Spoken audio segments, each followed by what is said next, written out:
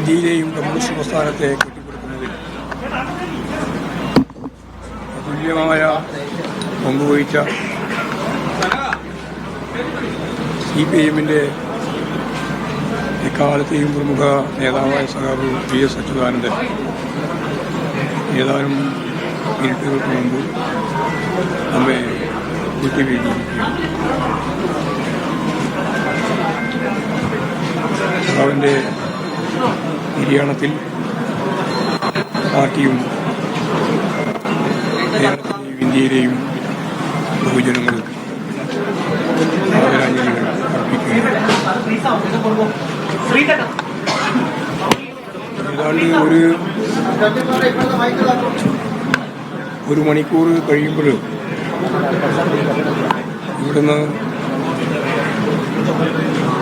AKG പഠന ഗവേഷണ കേന്ദ്രത്തിലേക്ക്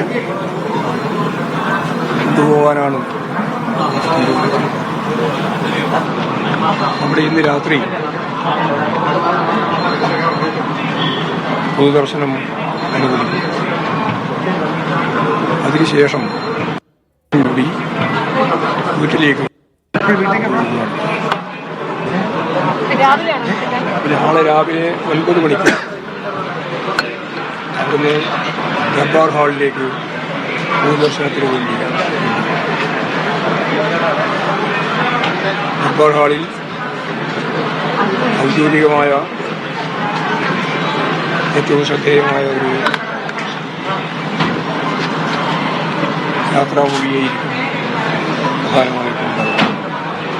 എല്ലാവരെയും അവിടെ പൊതുദർശനത്തിന് അനുവദിക്കുകയും ചെയ്യും. ഉച്ചയ്ക്ക് ശേഷം നാഷണൽ ഹൈവേ വഴി ആലപ്പുഴയിലേക്കാണ് പോകാൻ ആലപ്പുഴയിൽ രാത്രിയാവുമ്പോൾ എത്തിച്ചു വരുമ്പോൾ പോകുന്ന വഴികളിലെല്ലാം പ്രിയ സഹാബിനെ നോക്കി കാണുന്നതിന് ആളുകൾ കടിച്ചുകൂടി എന്നതുകൂടി കണക്കെടുത്തിട്ടാണ് രാത്രിയാവുമ്പോൾ വീട്ടിലെത്തിക്കാനാണ്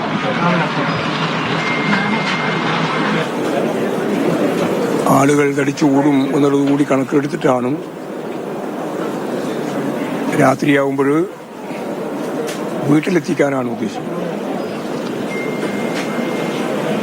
മറ്റന്നാൾ രാവിലെ അവിടെ നിന്ന്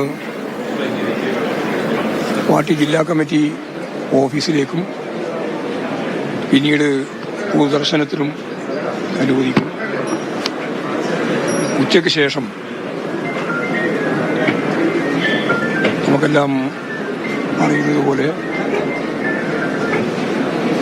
ആലപ്പുഴ വലിയ ചുടുകാടിൽ ശവസംസ്കാരം നടത്താനാണ് ഇപ്പോൾ എല്ലാവരുമായി ചർച്ച ചെയ്ത് തീരുമാനിച്ചിട്ടുള്ളത്. അത് മറ്റന്നാൾ ഉച്ചയ്ക്ക് ശേഷം നടക്കുമെന്നാണ് കണ്ടിട്ടുള്ളത്. പാർട്ടിയുടെ ഭാഗമായി എല്ലാവിടെയുമുള്ള പതാകകൾ താഴ്ത്തിക്കെട്ടാനും ദുഃഖാചരണം നടത്താനും ഈ സന്ദർഭത്തിൽ ചൂണ്ടിക്കാണിക്കുകയാണ്.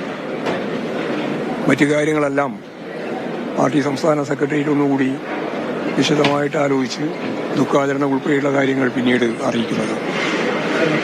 കഴിഞ്ഞ ദിവസങ്ങളിലുണ്ടായിരുന്ന ആരോഗ്യ